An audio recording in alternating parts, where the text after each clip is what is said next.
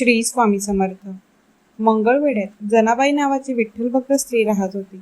पंढरपूरच्या रावळात विटेवर उभ्या असलेल्या पांडुरंगावर तिचं अपार श्रद्धा होती. आषाढी कार्तिकीला पांडुरंगाच्या पाया पडायला ती एकटीच पायी जायची. तिची ही वारी कधीच चुकली नव्हती.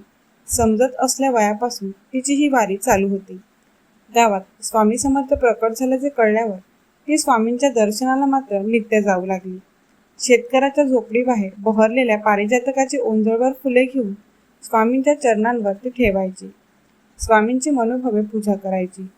विठ्ठल भक्त जनीची स्वामीनिष्ठा दिवसेंदिवस वाढत होती. आषाढी कार्तिकीला जणी विठ्ठलाची त्या उत्कट भावनेने पूजा करायची, तशीच ती स्वामींची नित्य पूजा करू लागली. खरे तर पूर्वी तिच्या मुखात सतत विठ्ठलाचे नाव असायचे. आता विठ्ठल नामात तिने स्वामींचे नाव गुंफून टाकले होते. जनीच्या वाणीत भक्तीची अपूर्व लय होती.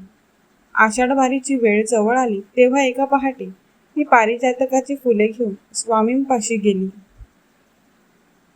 त्यांच्या चरणांवर ती सुगंधी फुले अर्पण केली आणि म्हणाली, स्वामी, आज आषाढ प्रतिपदा.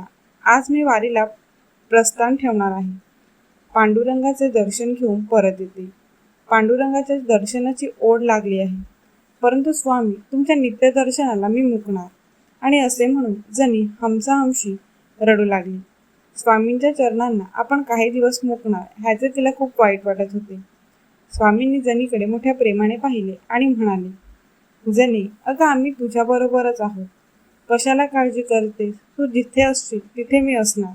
एवढे लक्षात ठेव. तू यात्रेला प्रस्थान ठेव. माझे तुला आशीर्वाद आहेत.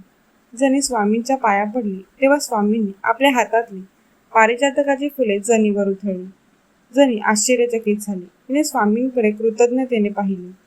स्वामींची स्नेहभरली नजर तिला मोठ्या प्रेमाने कुरवाळत होती.